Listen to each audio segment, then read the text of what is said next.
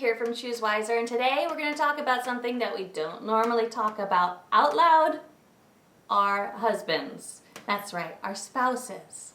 If you're like many of the everyday me's out there, creating these changes in your home, focusing on safer homes and healthy bodies, sometimes it feels like it's a little bit of a lopsided effort within our households.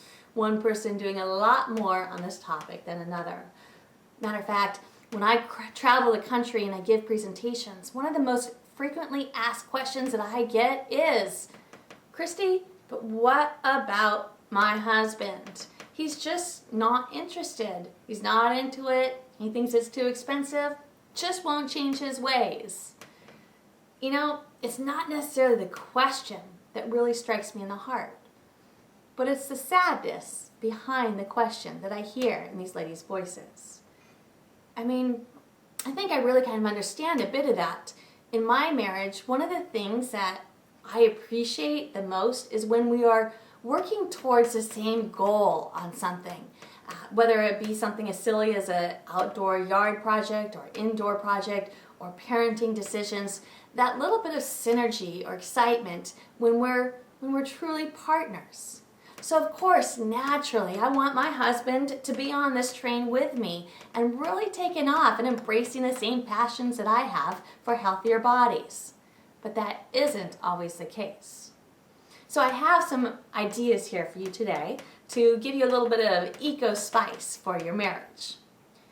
The first thing that we need to remember, you and I, is that there are many, many ways to come into this world of environmental health.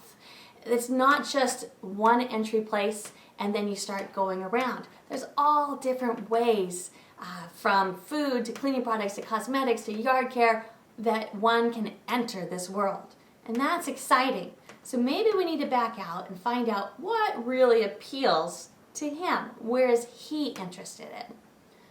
But yet, on the same hand, sometimes, unfortunately, they just don't want to hear it from us. I don't know why. We seem to have all the information. We know what we're doing and we've done our research. Sometimes they just don't want to hear it from us. And that's okay. We can get creative about this.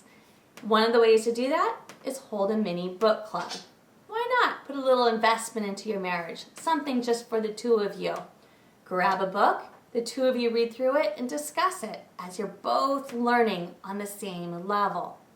Matter of fact, I have 4 books here I want to share with you that are both intriguing and fascinating, but I think are also appealing to the male mind. I have Mark Shapiro's Exposed, if you haven't read this one yet. Books by Mark Bittman about food.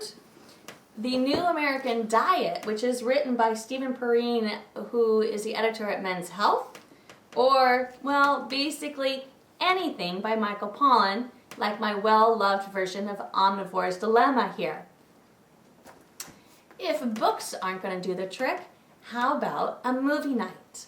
A date night, a glass of wine, rent the movie Food Inc., and then watch the discussions that follow that movie as well. In my marriage, a discussion that we had revealed that it wasn't that my husband didn't believe on this passion of mine for choosing wiser. It was just that he didn't want to have to go and do all the research and figure it out for himself. Well, duh, I think a lot of us feel that way, right? That's something we can all identify with. The trigger in our conversation happened to be lawn care at the time. We wanted to change that over. We knew in our heart we wanted to change that over, but it seemed so immense, and the last thing that he wanted to do was go and research and create his own 4-step program. So we compromised and we found a lawn care company that would come in and get our lawn off its drug addiction and work us through the process. More often than not, it simply comes down to that darn reputation that going healthy or going green or going eco is simply more expensive than staying status quo. Now we know that of course there are items that are going to reinforce that, but here and now in our time, there are so many options where this just isn't true anymore. So bring it on. Take this on as a challenge or a game or a 3-month goal and see how much money your family can save, how many places that they can start selecting simpler and saving money for that bottom line budget. For example, a do-it-yourself weed killer with a vinegar-based recipe is just as effective and costs pennies on the dollar to any harsh store-bought version. Lots to be learned here. Listen, our world is imperfect. So are our spouses, and so are we. My husband isn't going to go out and start a non-GMO garden any more than I'm going to subscribe to his political views or start rooting for his sports teams. We can't change people who aren't curious to learn about the topic. But the one thing I want you to remember, however you're working through this situation, is to not let anyone else dampen your passion on this topic.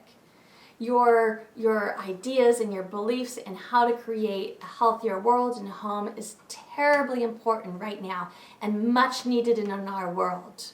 Your choices are incredibly impactful.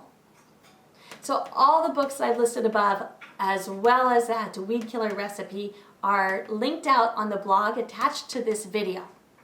In the meantime, there are thousands of women out there right now who would love to know, how did you deal with this situation? Does your husband refuse to change out his shampoo or hairspray? And how are you coming to terms with it? Linking arms with you. Until next time, enjoy the journey.